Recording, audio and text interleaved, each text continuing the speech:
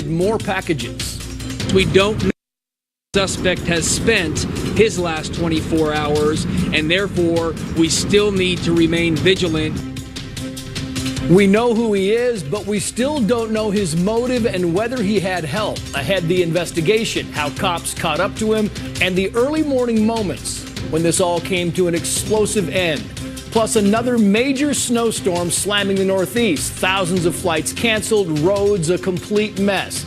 And some areas could see a foot of snow before it's all over. That's ahead in this hour of Shepard Smith reporting.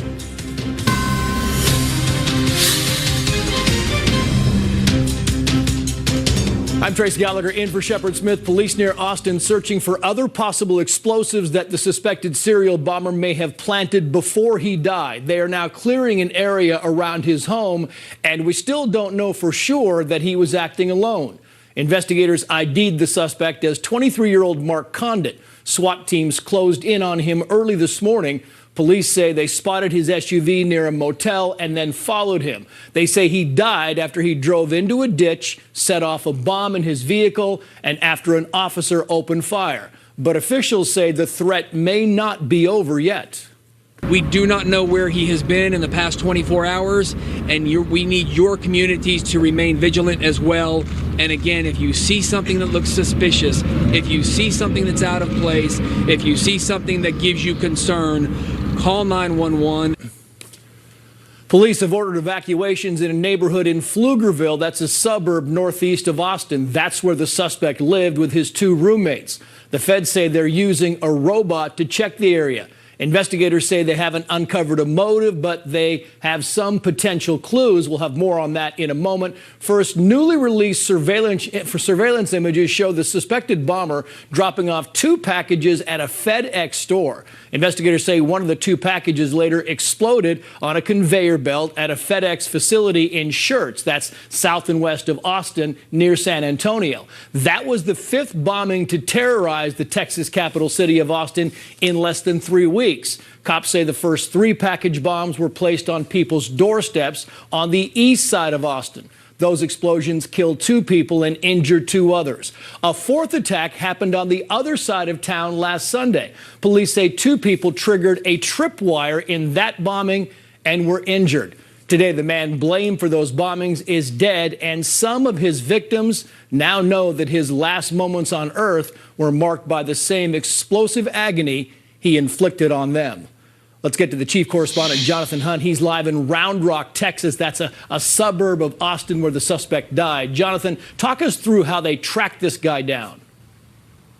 Well, it was an extraordinary and combined effort by federal and local law enforcement. They got their big break when he walked into that FedEx store in the Sunset Valley suburb of Austin. We were there yesterday. Clearly, there are more than a dozen ceiling-mounted surveillance cameras in that store, and some of those caught pictures of him wearing that wig and the gloves. But the investigators were able to get a positive ID on him. From that, they were able to get the vehicle he was driving. They were able to get his cell phone number. And then, Trace, those two things came together here outside the Red Roof Inn in Round Rock in the early hours of this morning. He had had that cell phone turned on, but for some reason, a source tells me that he turned the phone back on. That is when the cops realized that he was here at the Red Roof Inn behind me. They moved in. They found him in that vehicle.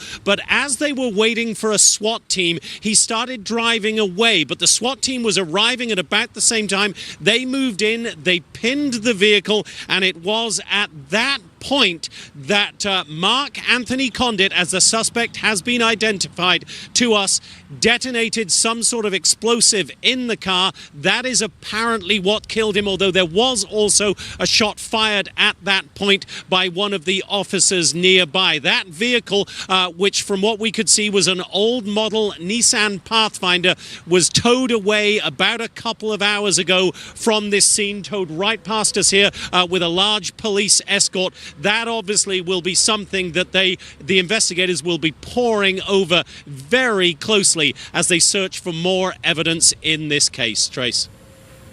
And going forward, Jonathan, what's the latest on the investigation?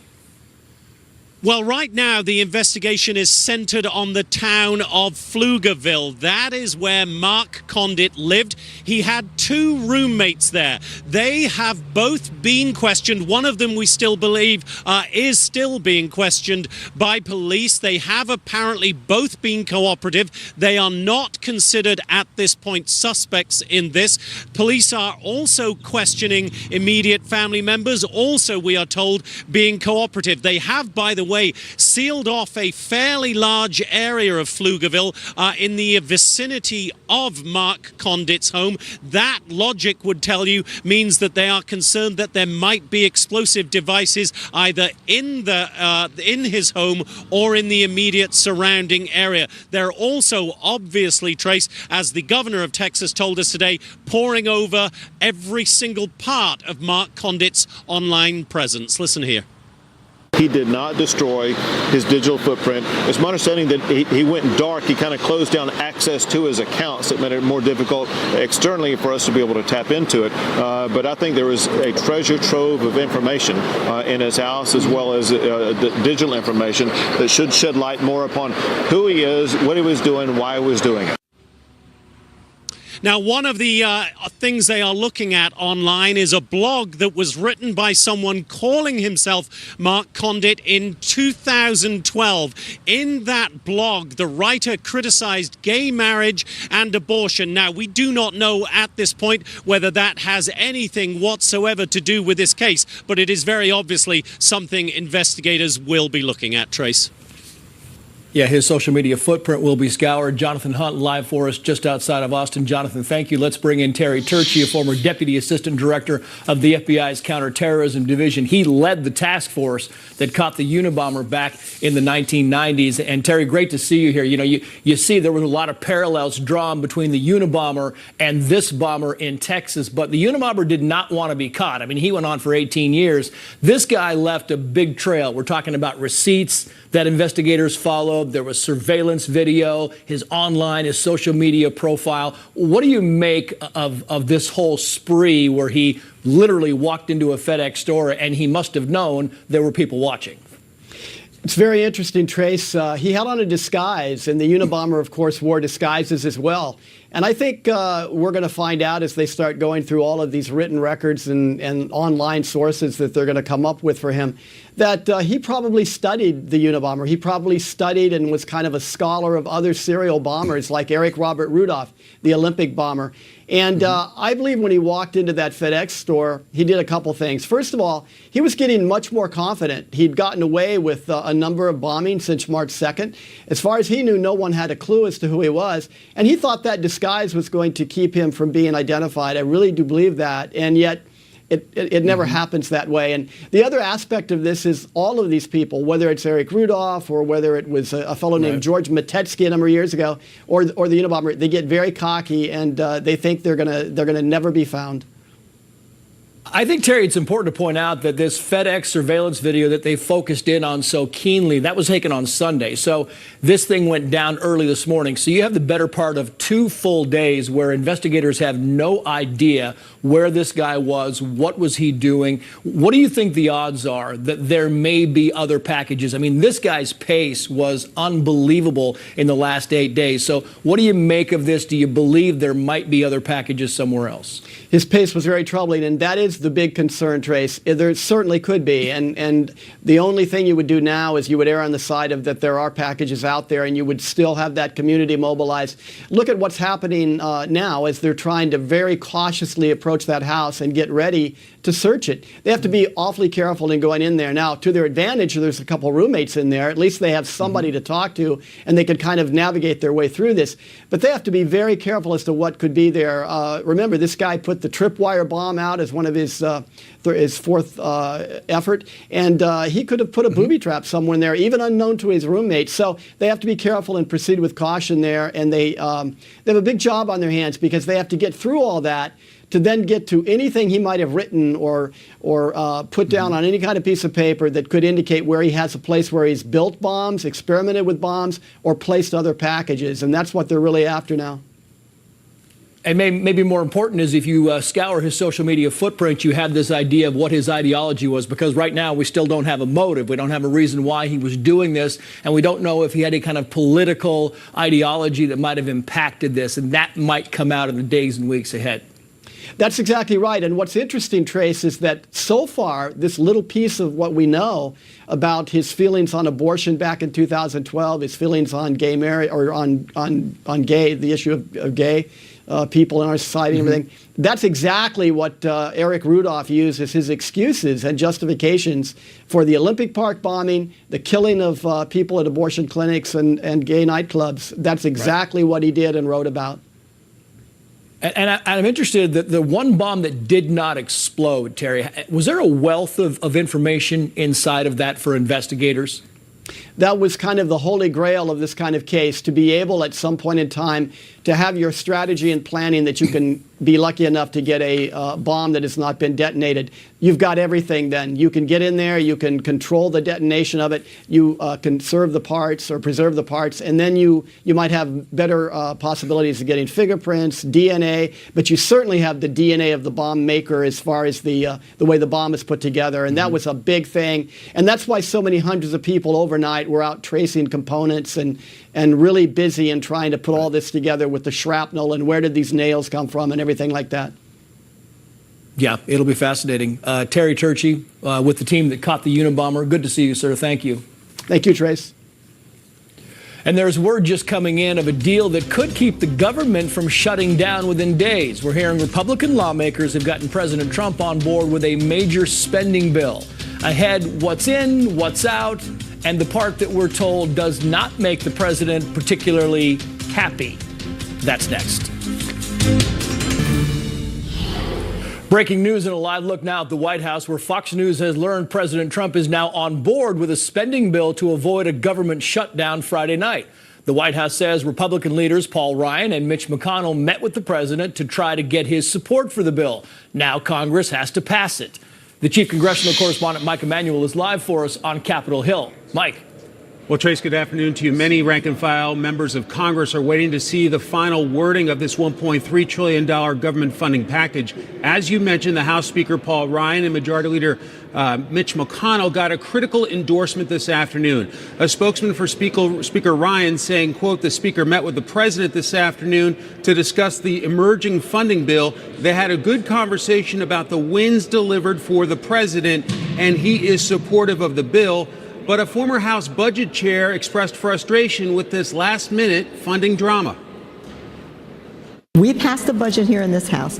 We passed appropriation bills. It is the Senate that cannot get their act together. And then we come to this place where we do this huge spending bill that has not been negotiated between the House members and the Senate members, but just a small group of people. And there's a lot of that frustration as this was negotiated between the big four members of Congress. Many rank-and-file members have not been involved in the discussions over a $1.3 trillion government spending package. Trace? Adds a bunch of money. What about the Democrats, Mike? What are they saying? Well, House Democratic Leader Nancy Pelosi told reporters just moments ago they're getting to a place where they think they can support this package. Some are celebrating what they see as wins in it, including $4.7 or so billion to fight the opioid epidemic. Another leading House Democrat talked about expressing optimism that a deal was coming together. It appears to be as though things seem to be moving forward. So we hope there is no shutdown. We don't believe that's the way we should be governing. We certainly hope we don't go back to CRs. That's also not a good way to govern. We've continually said that, and we'll wait and see what happens. It does include $2 billion in new money for school safety and following the attack at Parkland High School in Florida. It also includes a bipartisan background checks measure for those seeking to purchase weapons, and so some other items of interest also part of this package. Trace? The chief congressional correspondent, Mike Emanuel, live on Capitol Hill. Mike, thank you. President Trump's advisors apparently tried to warn him not to congratulate Russian President Vladimir Putin on his re-election.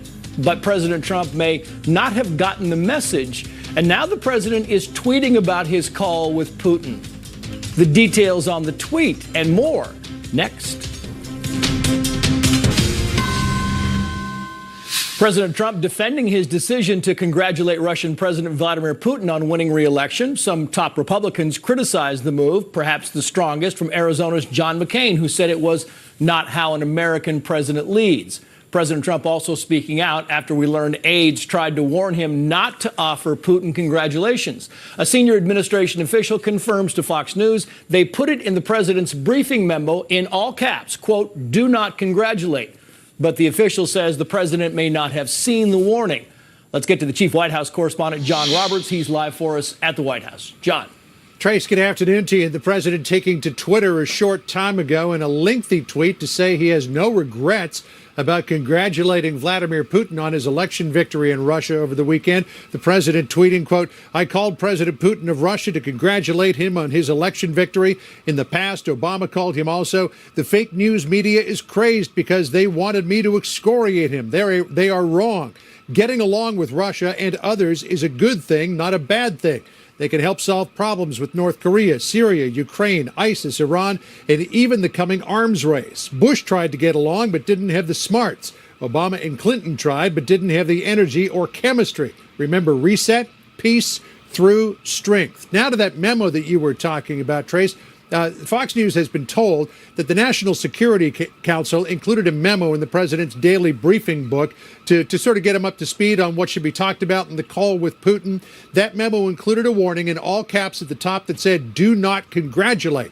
But White House officials say the president may have never seen that memo. The reason why?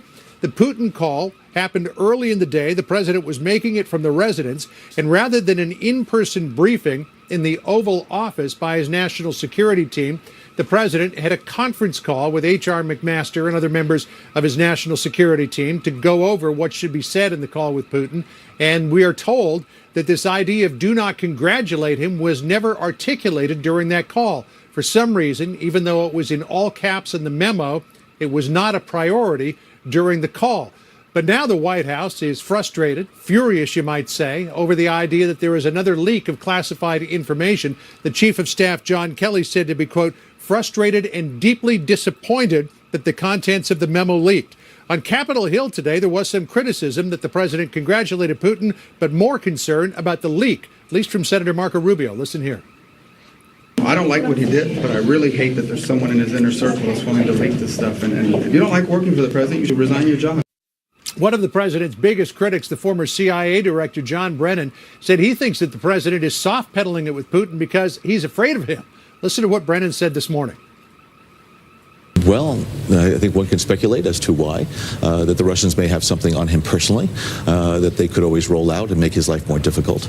Clearly, I think it's important for us to be able to improve relations with Russia.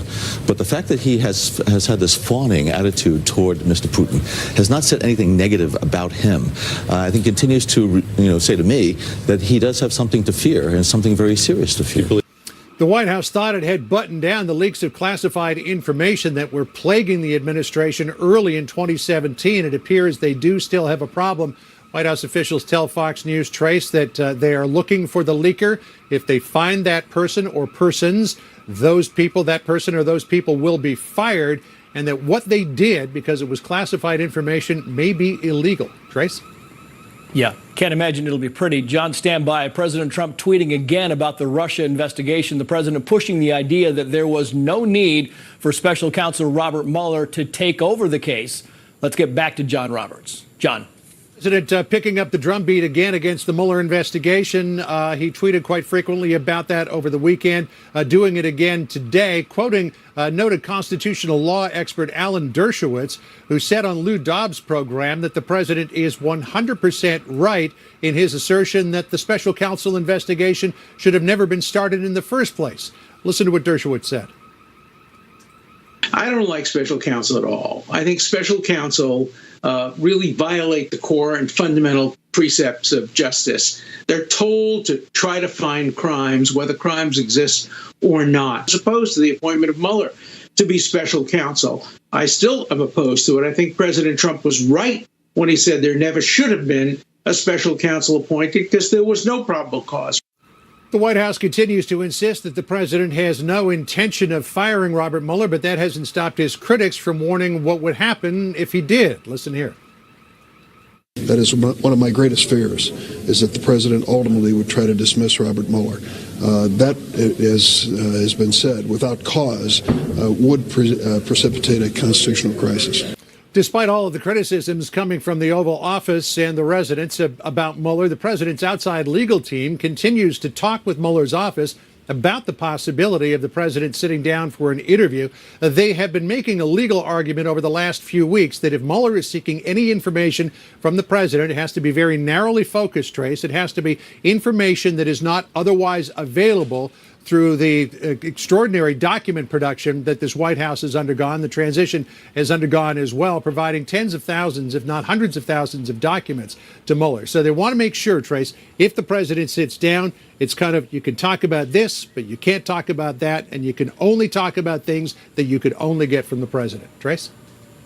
Yeah. John Roberts live for us on the very snowy North Lawn. John, thank you. Let's bring in A.B. Stoddard. She is the associate editor and columnist at Real Clear Politics. She's also the host of No Labels Radio on Sirius XM. And I kind of want to go back to the top of this conversation we were having with John Roberts about this leak at the White House, A.B. I mean, we have been watching this Texas bomber thing go on now for 3 weeks, and investigators are just crawling all over there, 500 of them, looking for any information about this guy. Man, you know, the White House, they put in capital letters, "Do not congratulate Putin," and it's out in 5 minutes. You got to wonder why John Kelly's not infuriated.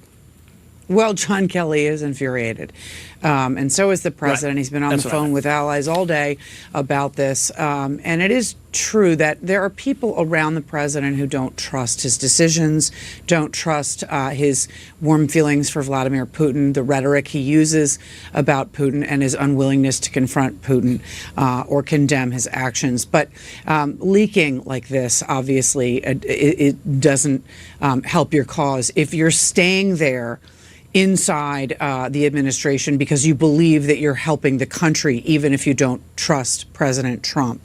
The leak is really, you know, it's spiteful, and it's incredibly destabilizing, and as John said, it's potentially illegal. So I do agree that that person is likely going to get fired, and there's just a few people that would be privy to that information and to be leaking it to the Washington Post. And that's the deal. It really is. There's only a couple of people that you can kind of point the finger at, so it really can't be that hard to track down. I want to move on, AB, if I can. You know, you look at these tweets where the president's going after Mueller, and you look at this Pew Research poll, and it says pretty much that Republicans don't think they're going to find collusion, and Democrats think the Mueller probe will find something. When the president tweets these attacks on Mueller, who is he trying to convince? Who is he trying to sway? Right. Well, that's a really interesting question, because he's definitely on a campaign to discredit whatever is found at the end of this investigation and to discredit Bob Mueller himself. You know, his followers, his supporters, his voters, his fans, his allies are already in his corner, and they're not going to change their mind. And he's probably trying to convince more than 35% of the country who approves of him, or 38, depending on the poll.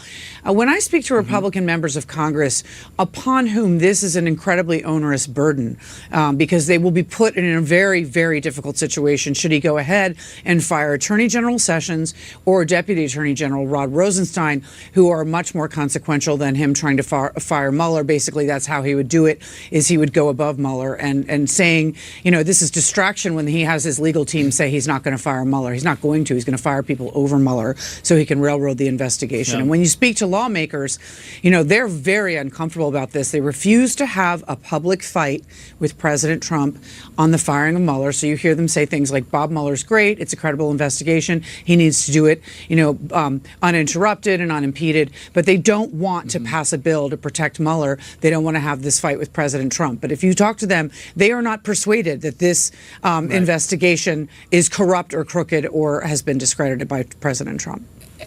And we just played that bite from Alan Dershowitz saying that he doesn't like special counsels because the scope of their probe is unlimited. And you kind of believe that, you know, the president's not really concerned about collusion here. He's concerned about the wider scope of this investigation is kind of your thinking on this, AB.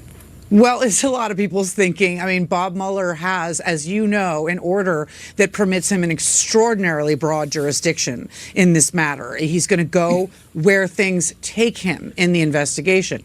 what President Trump has expressed last summer to the New York Times about a red line being the financial activities of his family and the Trump organization is obviously the concern of President Trump. He is afraid that Bob Mueller, if there are financial crimes, will find them. And if they are crimes related to being loaned money from the oligarchs in Russia close to the Putin government, that would make him compromised and thereby by an adversarial government. So that is the concern. That's why you hear him say all the time there's no collusion. It's other things I think he's worried that might be found by Mueller. Yeah, the old saying is, show me the man, I'll show you the crime. Amy Stoddard, good to see you. Thank you very much. Thank you, Trace. While the head of Homeland Security on Capitol Hill and telling lawmakers our midterm elections are clearly targets for hacking.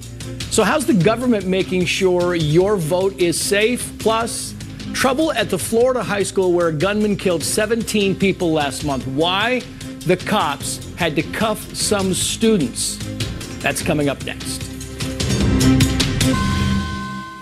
Senators getting the chance to grill two Homeland Security chiefs about election security. Just yesterday, members of the Senate Intel Committee recommended steps to protect what they call outdated and vulnerable voting systems.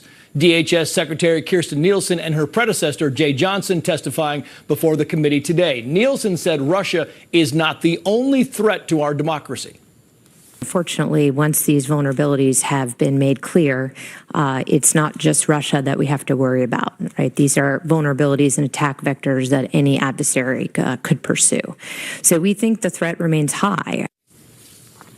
She also said everything from voter registration to auditing election results could be vulnerable to hackers. And the 2018 midterms are clearly a target. The chief intelligence correspondent, Catherine Herridge, is live for us on Capitol Hill.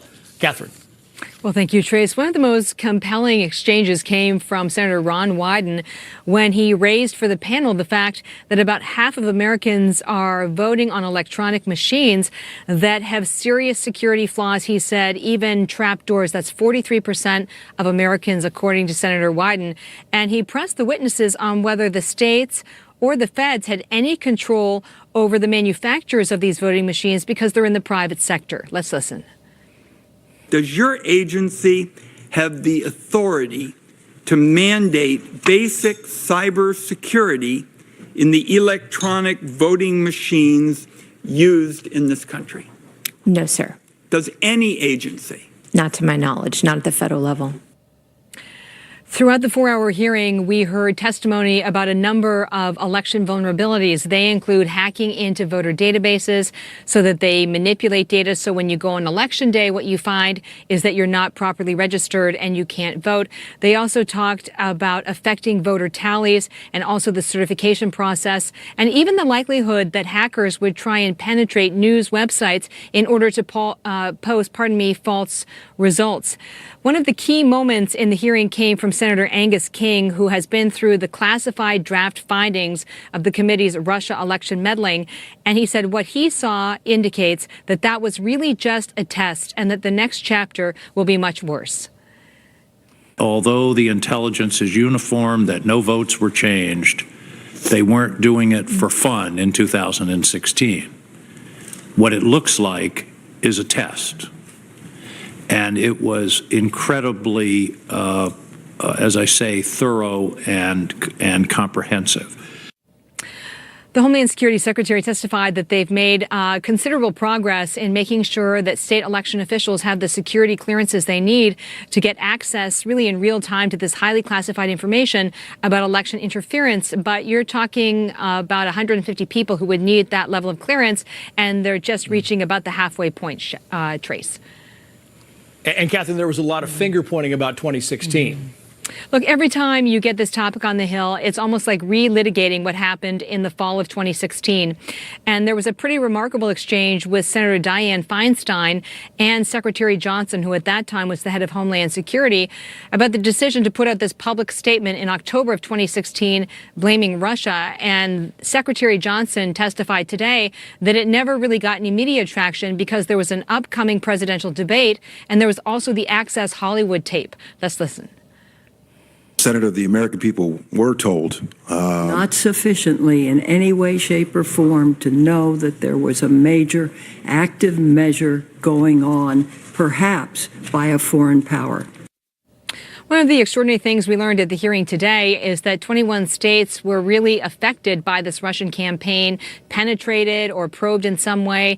And yet to this day, we still don't know which states were affected. And Senator Feinstein said that's a major problem because they can't be allowed to sort of hide behind this idea that they don't want to be victim shamed for what happened, Trace. Yeah, Catherine Herridge live for us on Capitol Hill. Catherine, thank you. Let's bring in Tom Kellerman. He's the Chief Cybersecurity Officer for Carbon Black, Inc., a security firm. And Tom, I was reading your talking points, and I was fascinated by the fact that you guys did a poll of some 5,000 people, and 1 in 4 of those are freaked out. They're concerned about fraud in cyber voting. Yeah, it's tragic. Disillusioned voters essentially won't come to the polls because they believe that there's foreign interference in the election. And that's compounded by the reality that most of these voting machines don't actually have endpoint security. These voting machines themselves are not insulated from cyber attackers. The problem is far worse than we can possibly imagine. Yeah, I mean, so the big recommendations coming out of this thing kind of pare it down. They had a bunch of them, but the big ones were, look, we need to have voting machines that have paper audits. You know, you need to make sure that none of these voting machines are in any way connected or can be connected to the internet. And you need to have better communication between the federal government and the states. Is that a good start? Is it enough? Where do they need to go from there? It's not enough. Essentially, there's technology out there that allow you to protect these machines from any infiltration. See it as kind of a cyber surveillance camera. Endpoint detection and response capabilities must be deployed upon these machines to insulate them from these sophisticated threat actors. And the federal government should be funding the states to allow them to actually procure these types of assets. Yeah, but the states aren't really doing enough to protect their own system. Is that a fair assessment on this, Tom? It's a very fair assessment. Some states are better than others, but those states are actually being targeted by very advanced adversaries. And the Russians are highly sophisticated, as are the Chinese, and now the Iranians have attack capabilities that are on par with those entities. Yeah, and you talk about other people, because that was one of the big things that the DHS secretary was saying is, look, we need to be careful because it's not just Russia. There are others out there who want to do the very same thing very quickly. America as a whole, across all of our infrastructures, is highly vulnerable to this type of cyber colonization.